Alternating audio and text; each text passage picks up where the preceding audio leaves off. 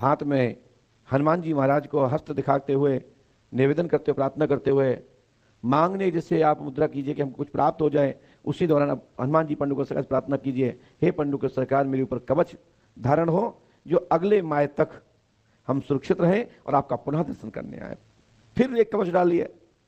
और ये 5 चक्कर से 5 पेशी से मतलब नहीं रखना है हमें, तो सरकार ऐसी कृपा करी है कि हम आते रहें, आते रहें और बिगैर आशाए लोगों को मैं कुछ करता रहूं, इतना बना दीजिए। उनको भी हम कुछ बना पाए, इतना बना दीजिए। बस मांगने मांगने का तरीका है। अब मांगना क्या चाहते हो, लेना क्या चाहते हो। लोग कहते हैं तो पंडोकर धाम जाते हैं लेकिन हमारे सब काम हो गए, लेकिन एक काम नहीं हुआ जो बहुत जरूरी था। तो जो जरूरी था वो इसलिए नहीं हुआ क्योंकि समय नहीं आया। समय से पहले, समय से बाद कभी किसी को नहीं मिलता है। समय आ जाने पर ही, शुभ अवसर आने पर ही प्राप्ति होती है। इसलिए आप एक क्वेश्चन यहां करोगे तो 1 तारीख फिक्स आ जाएगी, और उस पर्चे में आप कई प्रश्न पूछोगे तो एक सामूहिक रूप से एक बड़ा समय वर्ग दे दिया जाता है कि इतने समय से इतने वर्ष तक सफलता प्राप्त होगी।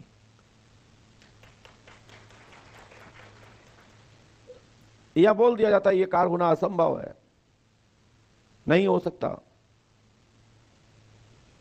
यदि जो नहीं हो सकता उसको दरबार की पीठ की ओर से बोल दिया जाता है कि आपका योग बन रहा है, 99% सफलता की ओर है। और जब आप परीक्षा दोगे ही नहीं, दवा लोगे ही नहीं, कर्म करोगे ही नहीं, तो पर्चा क्या करेगा। पर्चा अपनी जगह पर है। डॉक्टर के पास जाइए, बीमारी पूछ के आ जाइए, दवा मत खाइए। 6 महीने बाद फिर जाइए कि डॉक्टर साहब हमारी बीमारी कैंसर ठीक हुआ है या बढ़ क्या हुआ। तो डॉक्टर कहेगा कैंसर नहीं, अब तो 4थे स्टेज का हो गया। फिर आप लड़ते रहो कि डॉक्टर साहब तो कह रहे थे पहले कि तो अभी तो प्रारंभ है, फिर एकदम कैसे हो गया। क्योंकि बीमारी बढ़ती है।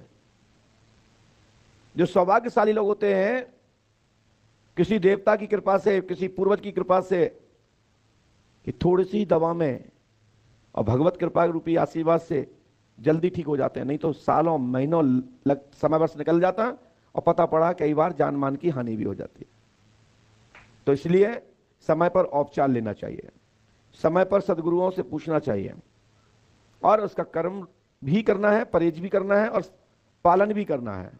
करने की है वहां कर्म कीजिए, जहां पालन करने की आवश्यकता वहां पालन कीजिए, जहां सेवन की आवश्यकता वहां सेवन कीजिए। वो दवा को ग्रहण करनी है। दवा लेने मात्र से ही काम नहीं होता कि गए मेडिकल से दवा लाया और अलमारी में रख दी।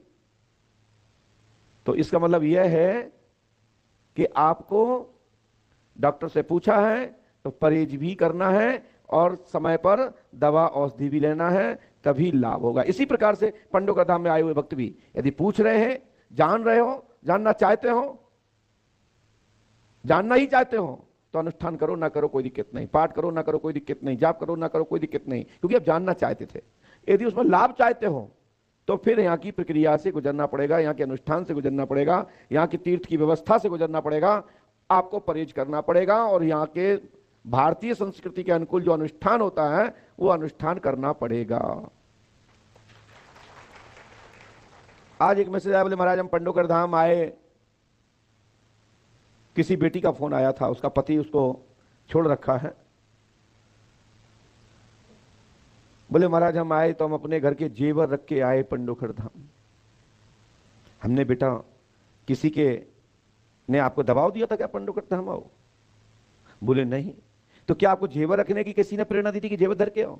बोले नहीं, क्योंकि कोई हमको बोले पैसा नहीं दे रहा था, घर के लोग सपोर्ट नहीं कर रहे थे, तो मैं अपनी अंगूठी को घिरमी रख के आई हूं एक सोनी के यहाँ, तब मैं यहां तक आई।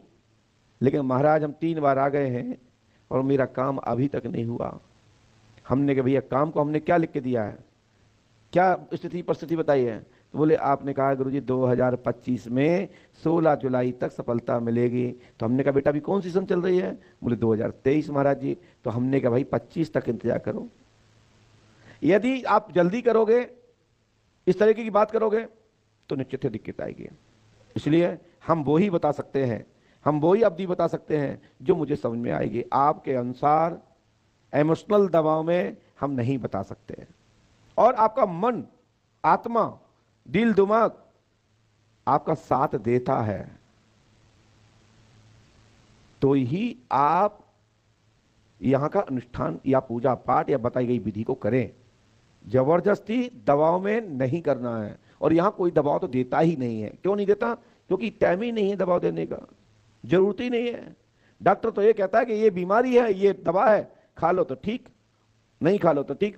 तो मरीज पूछता है मिलेगी कहां? वो सामने मेडिकल है, तुम्हारी गुंजाइश हो दवाई ले लो, और नहीं हो गुंजाइश तो सीधे घरे जाके भगवान को नाम लो, हनुमान जी को प्रणाम करो, हो सके तो उनकी कृपा हो गई तो बगैर दवा के ठीक हो जाओ, तो ईश्वर कृपा है। नहीं तो मैं तो इतना जानता हूं, दुआ के साथ आशीर्वाद की आवश्यकता है। दुआ और आशीर्वाद के साथ में दवा की आवश्यकता है। यदि कोई बीमार है, पीड़ित है, बीमारी है, तो दवा लेनी पड़ेगी। जो दवा नहीं लग रही थी, आपको सूट नहीं कर रही थी, लाभ नहीं दे रही थी, तो आशीर्वाद से, दुआ से, आशीर्वाद से वो दवा लगना प्रारंभ हो जाएगी, आपको सूट हो जाएगी, आपको फलीभूत हो जाएगी। ये हमने अपने गुरुमुख संतों से सुना। लेकिन जहां भूतवादा प्रेतवादा है, तो ये डॉक्टर नहीं कह सकते कि दवा ले जाओ और पंडु का सगा दर्शन करना, भूत उतर जाएगा। भूत प्रेतवादा में दवा का कोई रोल नहीं है। वहां तो धूप की आवश्यकता है, वहां यज्ञ अनुष्ठान की आवश्यकता है। लेकिन भूत प्रेत बाधा, ग्रह बाधा है तब, यदि बीमारी है तो इलाज लेना पड़ेगा। उसके लिए हम खुद प्रेरित करते हैं उसे कि आप पहले चिकित्सा स्थल पर जाएं, किसी अच्छे डॉक्टर से, मेडिकल में जाकर के, वैद्य के पास जाके उपचार कराएं। लेकिन जो हमारा विषय है उसको कोई डॉक्टर ठीक नहीं करता। डॉक्टर वो इतना ही कहेगा साइकोलॉजिकल, ये मानसिक है,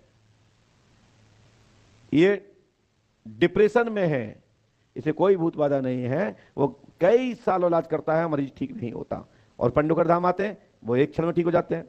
जिनके ऊपर डाला है प्रेतवादा भारी संख्या में, सैकड़ों हजारों की तादाद में, कोई किसी पितृ या किसी दैविक स्थान को जब आप अतिक्रमण करते हो, वहां को जब इनको उलट पुलट करते हो, तो वो शक्तियां उखड़ जाती हैं। बाकी के ये सब, जैसे हमारे बीच में भैया सोनू जी बैठे हुए हैं हरियाणा से, इन्होंने कहा कि मंत्रों का परीक्षण कैसे होगा। मंत्रों का परीक्षण किसी भी प्रकार से नहीं लिया जा सकता। मंत्रों का परीक्षण तो मरीज वह स्थिति, वह परिस्थिति में उस मंत्र का प्रयोग करोगे तभी परीक्षण संभव है। वो मंत्र कोई खुशबू देने वाला नहीं होता है कि सूंघ के बता दो कि ये इसमें किस प्रकार का खुशबू है। खुशबू की जब पता लगता है जब वो मरीज संकट में हो, जब बड़े बड़े लोग, वैज्ञानिक लोग हाथ उठा देते हैं, कहते हैं अब ईश्वर को याद करो, तब वो मंत्र का प्रयोग किया जाता है, तब पता लगता है। यदि आपको वास्तविक मंत्र का पता लगाना है, दूसरा एक सहज सरल मंत्र का परीक्षण बता रहा हूं। गांव देहात में जब बिच्छू या सर्फ किसी को अपना झल्ला डंस मार देता है, दांत लगा देता है, तो उस अवस्था में कई लोग औषधि के माध्यम से उपचार करते हैं, कई लोग डॉक्टरी एलोपैथिक अंग्रेजी दवा के माध्यम से उपचार करते हैं, और कुछ लोग गांव में भी पुरानी परंपराओं के तहत उपचार करते हैं। वही गांव में एक झाड़ फूक करने वाला व्यक्ति भी मंत्र चला करके बिच्छू उतार देता है, उसका जहर शून्य कर देता है। ये उस अवस्था में पता लग सकता है। मंत्र का कोई भी परीक्षण नहीं है। मंत्र का एक ही परीक्षण का समय है, जब कोई बड़े बड़े जब डॉक्टर हाथ उठा देते हो और जो कह देते हो बीमारी समझ नहीं आ रही कौन सी बीमारी है, तब उस मंदिर के देवी देवताओं का स्वतः ही परीक्षण हो जाता है उस मरीज के लिए, पूरे संसार के लिए तब भी नहीं। वो कहता है ना